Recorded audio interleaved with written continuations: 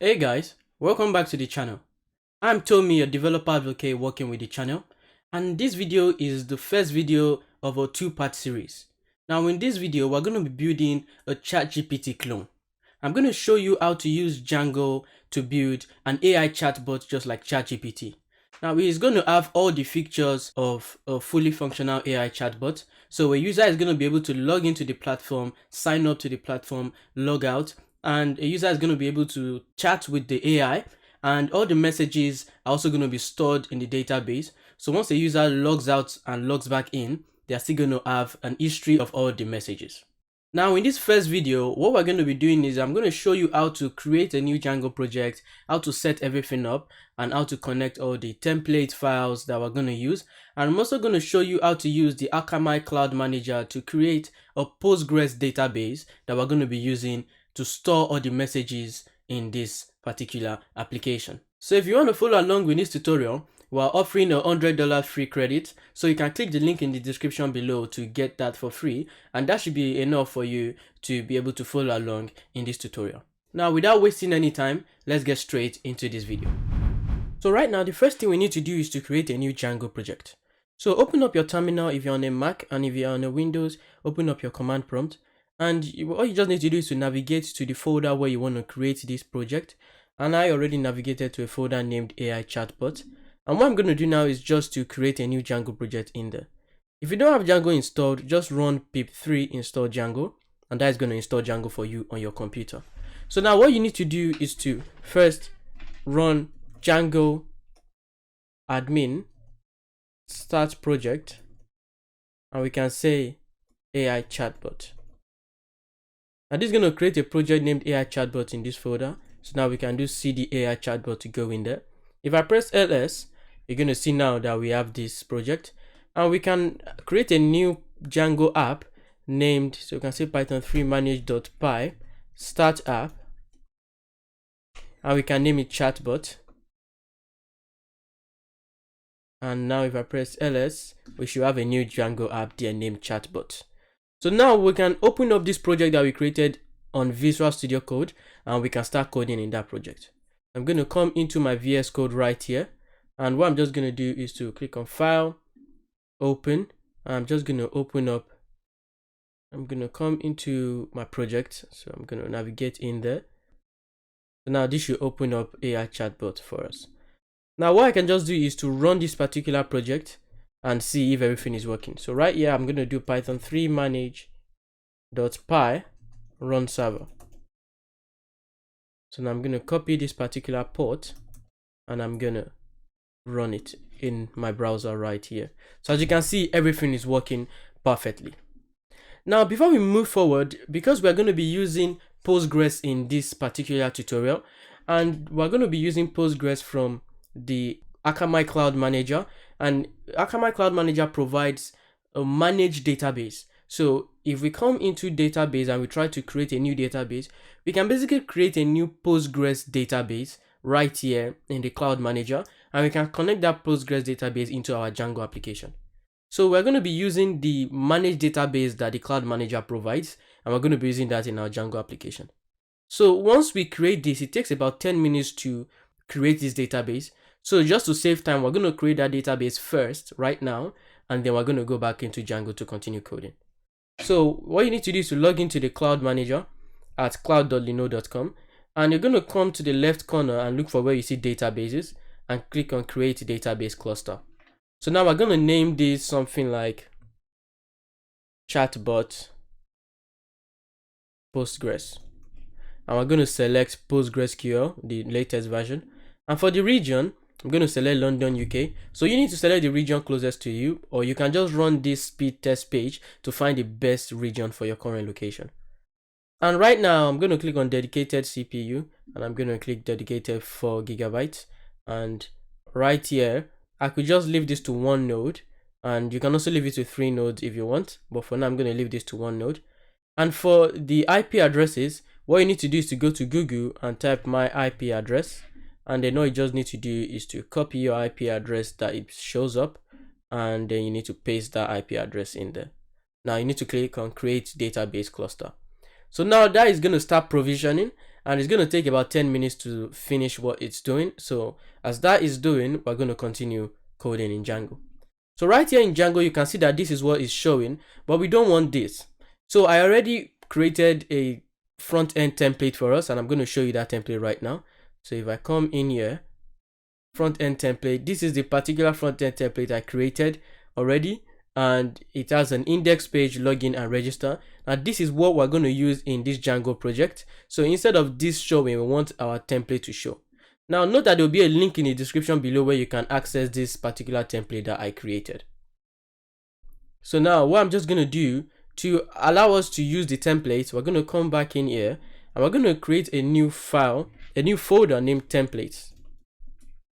Now in that template folder, we're going to have to, we could just basically copy it and then come in here, because this is the folder where this Django project is in. I'm just going to come in here and open templates and paste it. So you can do it anyhow, you can drag it in there, or you could just copy paste it. And I have that in here right now. Now the next thing I want to do is to go into my settings. I can just increase this to make it bolder. I'm assuming that you have a basic knowledge of Django so that you understand all this I'm doing. What we're going to do is that we're going to tell Django where to locate the template. So when we want to come into our own page, we want the template to show. The template that we want to show up is index.html. But if I just say index.html, Django is not going to know where to look for that index.html. So what I need to do is to come into this settings.py file, and under templates, I'm going to go into DIRs, and in this DIRs, I'm going to specify the location where all the template files are stored. So to do this now, I'm going to say base dir, template. So what this is doing is that whenever we try to request for a template, it should go into the base directory, which is this particular root directory, and it should go into the folder named templates, which is this folder, and it should look for that particular index.html or whatever template file. Now that should be done, and I'm going to quit that, and now we're going to start configuring the URLs. So the first thing we're going to do is to come into chatbot, and we're going to create a new file named urls.py. And in here, I'm going to say from django.urls import path. I'm going to say URL patterns. So this URL patterns is a list that takes in all the list of URLs in our application. So I'm going to say path.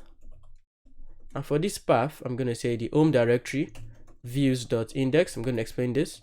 And name equals index.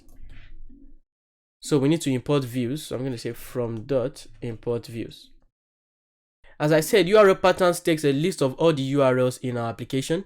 So what I just did was I said that path, and then in here, what this means is this means the home directory. So once I do two notation marks and I leave it blank, it means we're trying to specify the URL path for the home directory, which is basically this particular directory. Now, if I do something like login in here, this means our application /login. So if I put this as login, this means I'm trying to specify for this URL /login. That's what I'm trying to do. But for now, we're not doing that. So I'm just going to Control Z. And I'm saying when a user tries to come to the home URL, go to views.index. So views, I did from .import views. So that means from this particular directory, I'm importing the views file. So in here, it's going to go into views and look for a function named views. And we're going to go coding that function right now.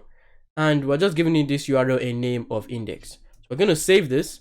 And then in views, we have to create a new function named index. So I'm going to say index. And I'm just going to say request. It's going to have to take a request. And I'm going to say return render request. And now we're going to specify index.html, which is the HTML file that we want to show. So what we're now going to do is not going to work yet, because if I come in here and hit refresh, it still shows this. Now, all what we've been doing is we've been specifying the URLs for the app, but the app is under the project. So we also need to come into the project right here and specify this home URL for the project. So the project recognizes where to go when the user tries to go to the home page. So right here, we have to import something named include, and then we have to specify a path for the home directory, and we're going to say include chatbot.urls.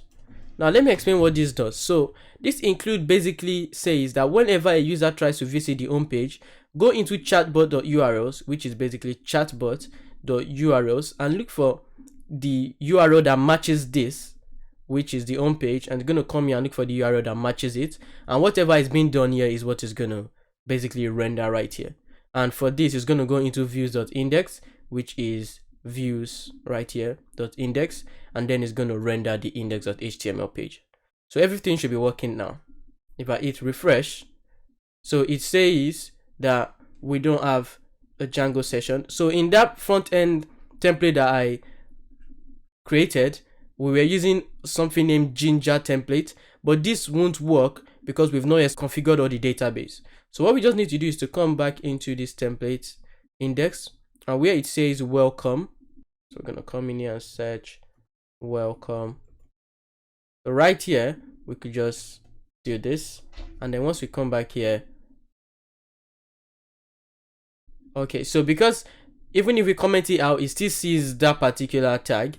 So what we just need to do is to Control Z then, and then we could just say welcome user, and then we could hit refresh, and as you can see, everything is working fine. So this is our basic chatbot that we're going to be building on.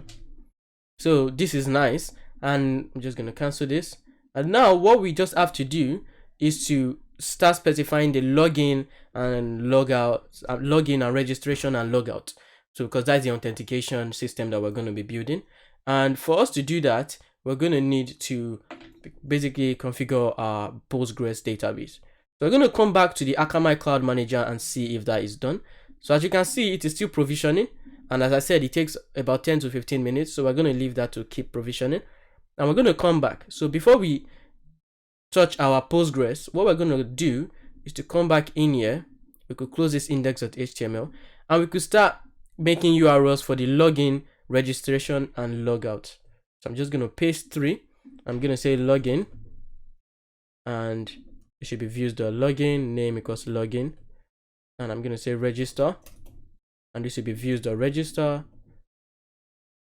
Copy this, views.register, name equals register. I'm going to say logout, and this is going to be views.logout and name logout. So we need to make sure we have comma here because this is a list. I'm going to save this. Now what I just did, I created a new URL for login, register, and logout. And now we also need to create functions for that. So we're going to come back to views, and we could just basically copy all of this. And then in here, we could say login, and that should be login.html, which is this login.html, and this should be register, and that should be register.html, and this should be logout. Now for logout, we're not rendering any particular HTML page. It's just a function that is going to log the user out. For now, let's pass. Now what we're going to do is to come back in here and go to /login, and as you can see, it shows us this login page. It just basically does this from the data stored in my browser. But as you can see, we have this login page, and then if I come here, it goes to /register, which is this sign up page. So this is everything working successfully. Now before we move forward, let's just close this particular terminal. First of all, let's cut out this server, and then we could just close the terminal. And we just close the terminal, and what we're going to do now is to run this particular project right here. So I'm going to create a new one, and I'm going to delete the initial one. I'm going to do Python 3 manage.py run server. Done. And now what we're going to do is to actually come into Akamai Cloud Manager, and as you can see, this particular Postgres cluster is now active. So now we can connect this Postgres cluster to our project right here. So what I'm going to do is just to make that a little bit bigger so we can see everything well. So right here, that is our Postgres cluster.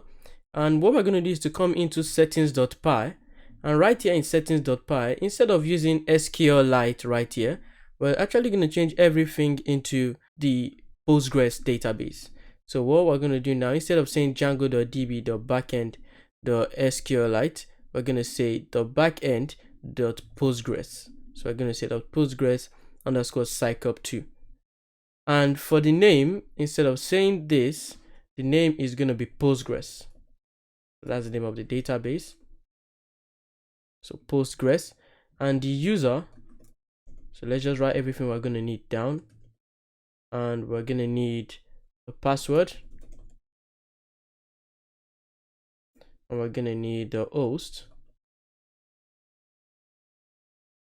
and the last thing we're going to need is the port. So now for the user, we're going to come in here and we're just going to take the username, which is lame Postgres.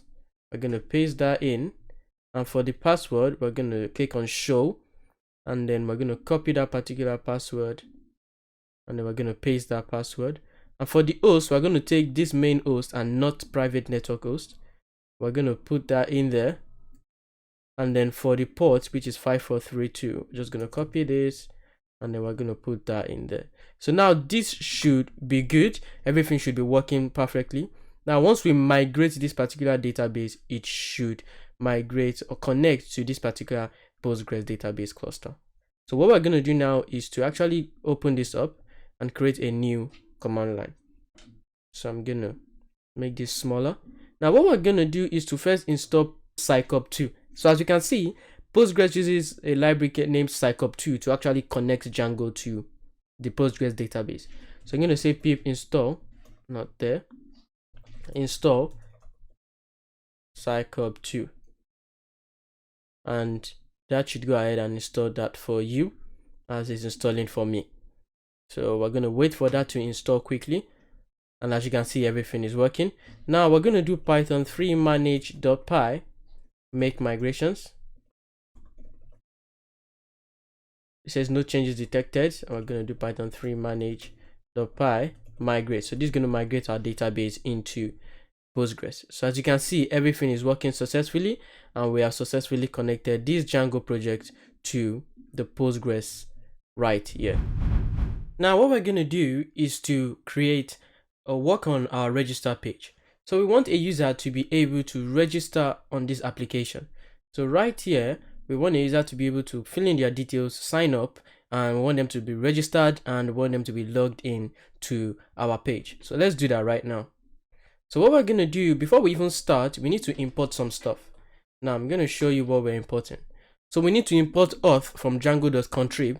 Now this allows us to authenticate the user. This means log the user into our application. And we need to import the user model. So this user model is like the database that stores details about a specific user. So we need to import those two from Django. And now what we need to do is to come into register.html. So this is the form. If you scroll to line 70, this is the form that basically shows this particular form right here.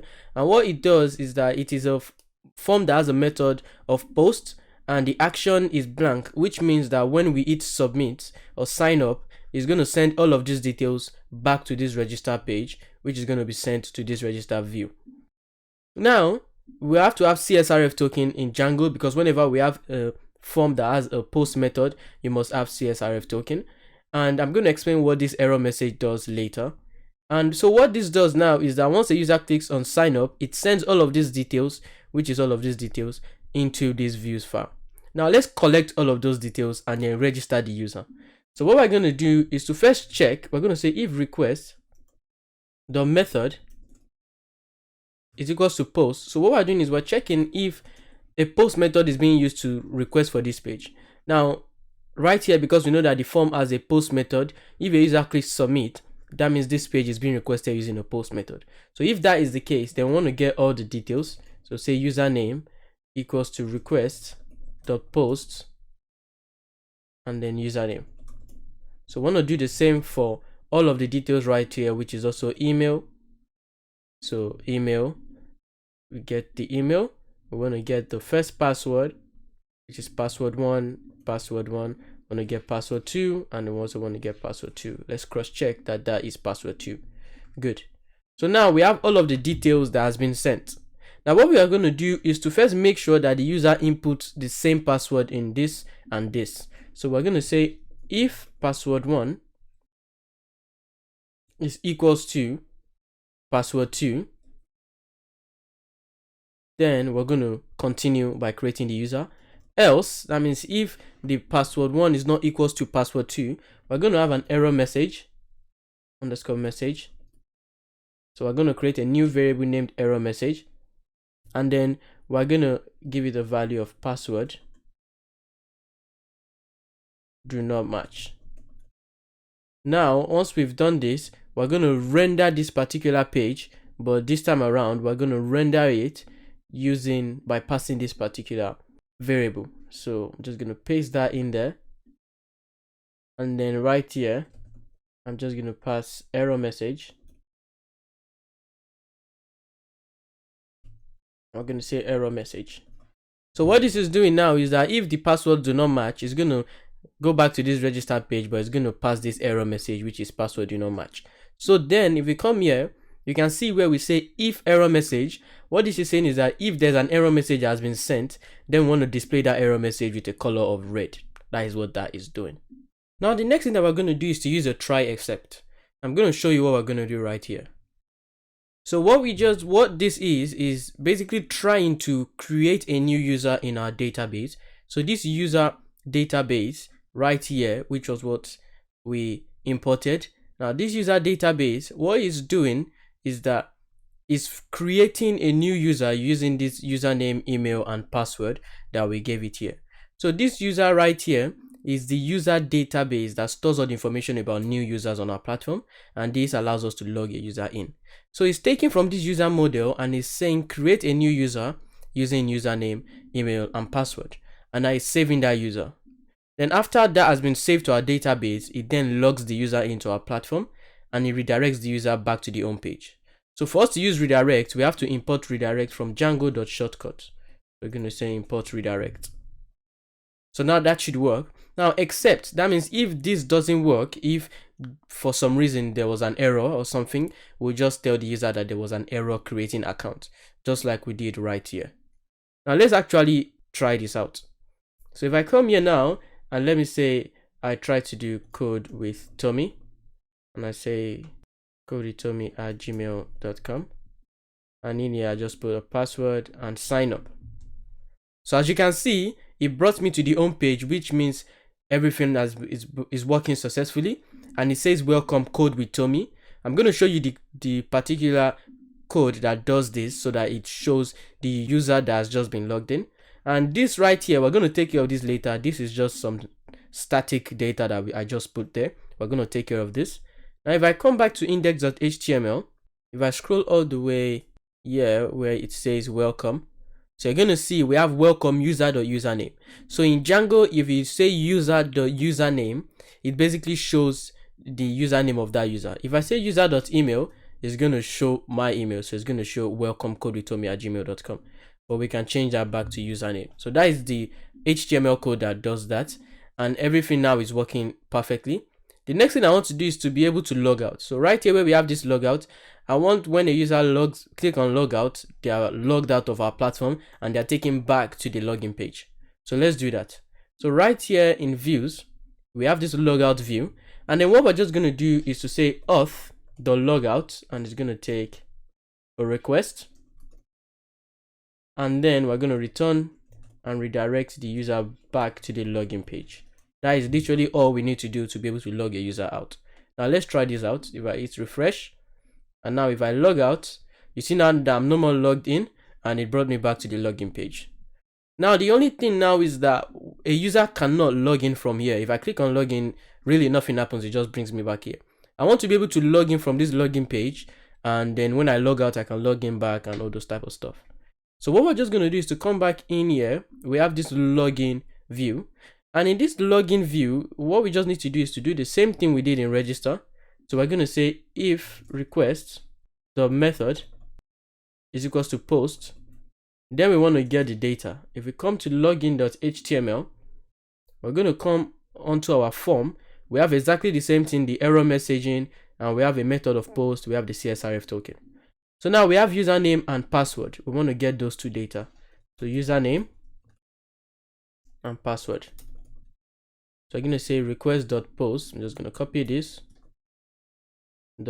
.post username. So what this does is that it saves whatever details the user put in here.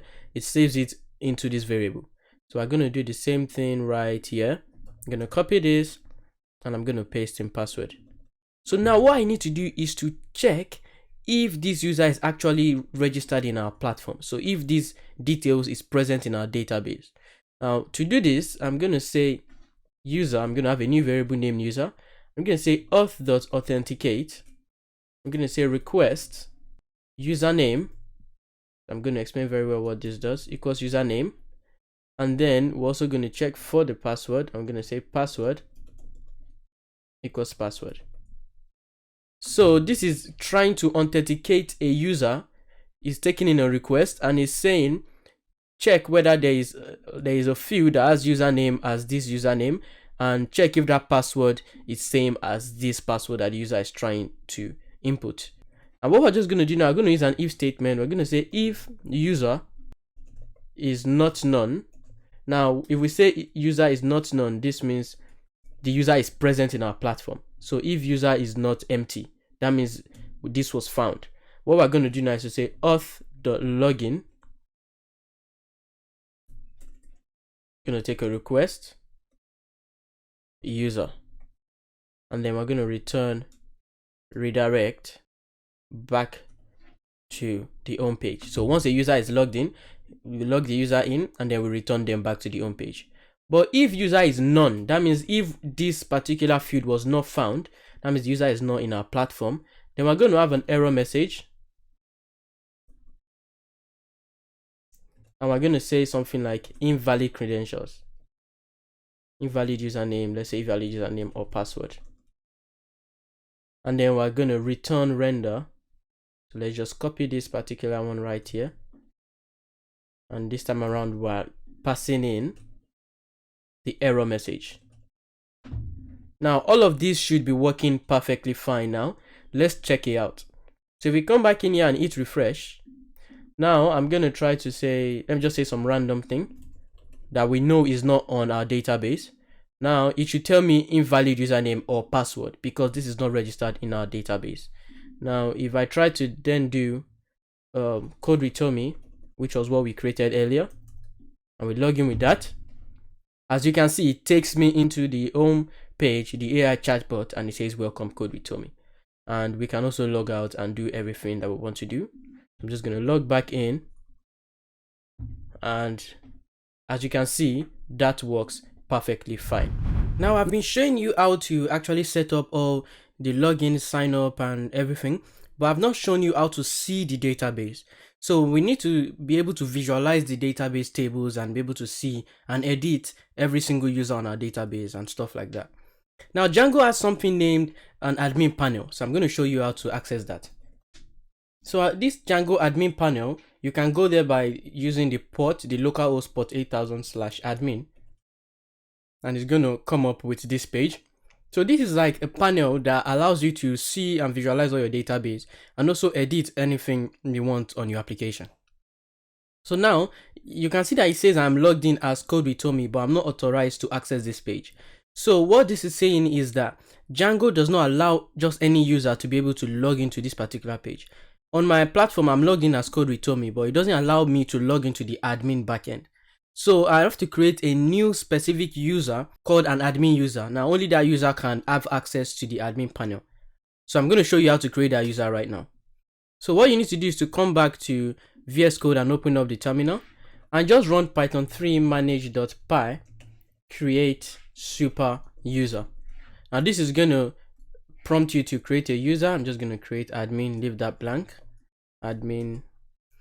I'm just going to bypass that. So this is just saying that my password is too short and all of that. I'm just going to bypass it. Now that has been created successfully. Now if I come back here and log in as admin, I will put the password.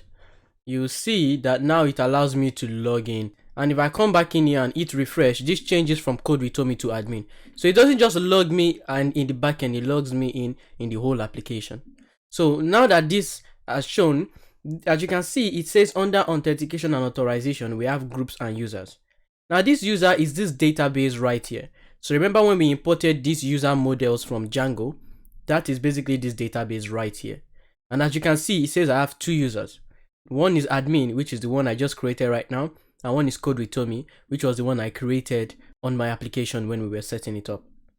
So as you can see, we have something named staff status on the database, and for Code with Tomi it says no, but for admin it says yes. So only people with this staff status, or only users that has this staff status, can access this admin panel. Now if I come to Code with Tomi, can basically be able to see every single detail of that particular user. I can change their username. The only thing I cannot see is the password, because that is hashed. But I can't change the password, but I can see the password. So this is how you can visualize all the database on your application. So that's going to be all for this video, and I hope you understood everything we did in this video. And in the next video, I'm going to show you how to actually allow a user to chat with the AI, and I'm also going to show you how to deploy this particular project onto the web using the Akamai Cloud Manager. So thanks once again for watching this video, and I'll see you in the next one.